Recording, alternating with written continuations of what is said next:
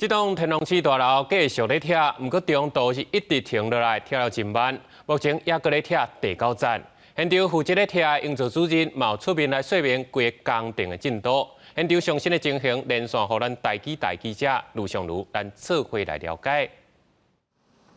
新主播记者目前带大家来看到这个镜头是来到天王星大楼的现场哦。事实上，今仔日哦，伫咧下晡差不多1点多，啊，搁有要晚5点的时阵哦，分别拢也有规模差不多5点1，啊，搁有4点5的地动哦。记者人伫咧现场的时阵哦，这秘书是徛伫咧碰层面顶，得心的感觉，嘛非常烦恼讲哦，这地动尾哦会去影响到后壁这天王星大楼。也若回头来看大楼的拆除作业，目前是也搁咧拆上面顶的高楼，基地台已经是顺利拆掉了，啊，不过咧这进度是直直无法度一站一站安尼顺顺啊拆落去。现场施工的营造主任下晡的时候有出面接受采访，伊讲是为着要配合检调的调查和指示，来了解大楼的结构和倒去的原因，所以这规个工程哦才会这慢。咱来听营造主任的讲法。我们会配合检调在讨论要取哪一支梁哪一支柱，对，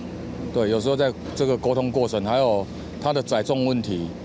因为大楼已经变形了，在拆除，它已经不是正常的，不符合正常的在计算里面了。因为它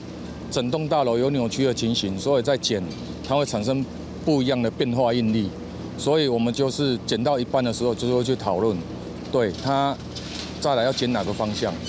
另外，针对地动尾对天王星大楼敢有影响，营造主任是表示，建物的壁顶拢有装测量仪器，随时和电脑连线，了解建物敢有起气的情形。虽然讲拜一直直拢有地动尾，也毋过建物本身拢也诚稳。也若花莲县府建设处长嘛有出面表示，目前是因为惊讲落倒来红毛土架去隔着四周围的这个建筑物哦，干那一台怪手在拆两尔，拍算会到拜二透早就会拆到8楼，到时阵会有2台怪手哦，分别伫咧前后来进行拆除的作业，有过这个进度就会变较紧的。以上是记者伫花莲天王星大楼上新的情形，所来甲镜头交互主播。